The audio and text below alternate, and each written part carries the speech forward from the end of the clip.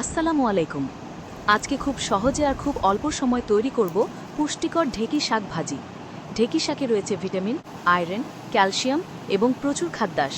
এটি চোখের স্বাস্থ্যে সহায়ক, রোগ প্রতিরোধ ক্ষমতা বাড়াতে সাহায্য করে, হজম ভালো রাখতে ভূমিকা রাখে। এটি সুষম খাদ্যাভ্যাসের একটি চমৎকার অংশ। খাদ্য আঁশ কোষ্ঠকাঠিন্য কমাতে সাহায্য করে। চলুন রান্না শুরু করা যাক। প্রথমেই ঢেঁকি শাক ভালোভাবে বেছে ছোট ছোট করে কেটে নিব। তারপর কয়েকবার পরিষ্কার পানি দিয়ে ধুয়ে নিব। এবার কড়াইয়ে সামান্য তেল গরম করে দিয়ে দিলাম। কুচি করা পেঁয়াজ, রসুন, কাঁচামরিচ বাদামি রং আসা পর্যন্ত ভেজে নিব। সুন্দর একটা ঘ্রাণ বের হলে কাটা ঢেঁকি শাক দিয়ে ভালোভাবে নেড়ে মিশিয়ে দিব। এবার একে একে লবণ, সামান্য একটু হলুদ দিয়ে দিব। চাইলে হলুদ বাদ দিতে পারেন। শাক থেকে বের হওয়া পানিতেই রান্না হতে দিব 8 থেকে 10 মিনিট। দেখুন ধীরে ধীরে কি সুন্দর রং আর টেক্সচার চলে এসেছে।